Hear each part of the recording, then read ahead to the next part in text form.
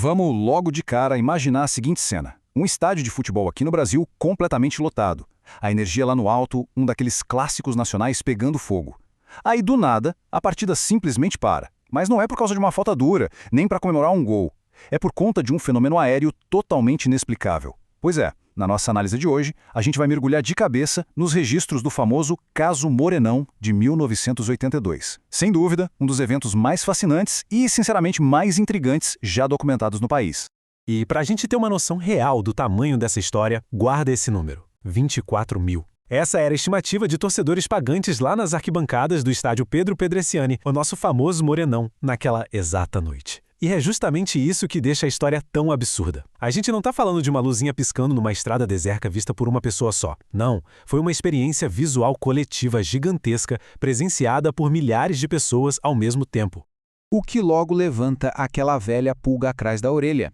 Como é que milhares de testemunhas conseguem presenciar um negócio tão grandioso e não sobrar uma única provazinha visual para contar a história? Nenhuma foto, nenhum vídeo. É um mistério e tanto.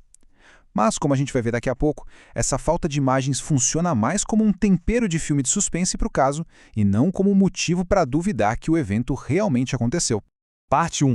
Uma noite memorável no Morenão. Operário contra Vasco da Gama. Voltando no tempo, a data era 6 de março de 1982. Um sábado à noite lá em Campo Grande, Mato Grosso do Sul. Era um jogo oficial pela Taça de Ouro, que era basicamente o campeonato brasileiro daquela época. O Operário, que era uma força local naqueles tempos, estava enfrentando o gigante Vasco da Gama. Ou seja, um cenário esportivo super clássico, totalmente mundano, o que cria um contraste bizarro com o que ia rolar nos céus. Tudo seguia a cronologia normal de uma partida. O jogo rolando solto, o atacante Jones já tinha guardado 2 gols, deixando o Operário na frente com 2-0. Aí, quase no fim do primeiro tempo, o juiz apita uma falta e o jogo para. E é exatamente nesse milissegundo de bola parada que a chave vira. A atenção de todo mundo, jogadores, torcida e imprensa, é simplesmente roubada por um objeto absurdamente luminoso pairando bem ali no espaço aéreo do estádio. Parte 2. O coro de credibilidade. Relatos de primeira mão do gramado. Vamos dar uma olhada no depoimento do Cocada, que era o jovem lateral direito do Operário na época. Ele descreveu de um jeito muito vívido que viu o objeto sobrevoando e, de repente, parando no ar. Ele contou que o negócio simplesmente pairou ali, em cima dele no gramado, soltando feixes de luz muito fortes e de várias cores. Mas sabe o que é mais chocante no relato dele? A ênfase na falta de barulho. Ele descreveu uma engenhoca voadora gigante, sem fazer absolutamente nenhum ruído de motor e que desapareceu numa fração de segundo. E o interessante é que o susto não escolheu camisa, não é verdade? Do outro lado do campo, o zagueiro Rondinelli do Vasco, o famoso deus da raça, confirmou exatamente a mesma visão de cair o queixo. Ele deixou super claro que, embora soubesse que tinha um aeroporto ali perto do estádio, a luz que cortou o campo não parecia nem um pouco com um avião comercial ou qualquer aeronave normal daquela época. O choque foi universal ali no gramado. E para fechar esse coro, a gente tem a voz da autoridade máxima em campo, o árbitro, José de Assis Aragão. Ele confirmou oficialmente que teve que parar o jogo. O juiz atestou que, bem antes de autorizar a cobrança daquela falta, a galera no campo foi meio que forçada a olhar para cima por causa de um clarão esmagador ali perto do meio de campo. Com total pragmatismo, ele conta que bateu aquela apreensão geral e a bola só voltou a rolar depois que o brilho bizarro sumiu no céu noturno. E quando a gente junta todas as peças dos jornais da época e as entrevistas, a descrição desse objeto é impressionantemente parecida entre todos. É quase um consenso. Era um objeto imenso, quase sempre descrito com formato de charuto ou cilíndrico, soltando luzes muito potentes pelas pontas. E o mais louco, ele se moveu devagar, parou no ar ignorando completamente a gravidade e o que se conhecia de aerodinâmica na época, e depois foi embora numa velocidade absurda, supersônica mesmo, deixando todo mundo de boca aberta. Parte 3. A evidência desaparecida. Afinal, onde estão essas imagens? Pensa bem. Era uma partida importantíssima do Campeonato Nacional, com transmissão da TV Globo, cheio de fotógrafos ao redor do campo. Então, por que não existe uma única foto ou frame de vídeo dessa luz?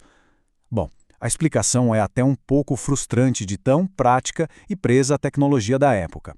Primeiro, os fotógrafos de jornal tinham o costume de sair do campo uns 15, 20 minutos antes do jogo acabar. Eles precisavam correr para as redações, enfiar os filmes nos quartos escuros e revelar a tempo de fechar a edição do dia seguinte. Então, muito profissional da imagem já nem estava mais lá. Segundo, as câmeras de TV em 1982 eram uns trambolhos gigantescos que chegavam a pesar 100 quilos. Virar um monstro desses para cima num piscar de olhos, fisicamente impossível. E claro, a gente está falando de 1982, uma época sem celular no bolso de cada torcedor. No fim das contas, a maravilha que rasgou o céu ficou gravada só na memória de quem estava lá. Parte 4. Céticos versus crentes. A investigação. E como em todo grande mistério, as opiniões se dividem bem no meio. De um lado, a galera cética aponta logo para a geografia do lugar. Pertinho do estádio do Morenão ficava uma base militar da Força Aérea Brasileira, a FAB. O argumento deles é que poderia muito bem ser um teste aéreo, caças passando ou até reflexo de luz em paraquedistas, coisas que até rolavam por lá de vez em quando. Mas aí, do outro lado, a galera da ufologia responde de forma bem categórica. Eles lembram que aviões convencionais daquela época faziam um barulho ensurdecedor. Não iam conseguir ficar parados em silêncio absoluto para depois arrancar numa velocidade insana. Além disso, não faria muito sentido os militares testarem uma operação super confidencial num sábado à noite, às escuras, voando em cima de 24 mil civis, não é mesmo? Mas independentemente de quem está com a razão nessa história toda, o impacto cultural do evento foi fortíssimo. Um professor de química da época, o Ademar José Gevardi, ficou tão impressionado com a história que ele simplesmente se mudou para o Mato Grosso do Sul só para investigar tudo isso e entrevistar as testemunhas de perto.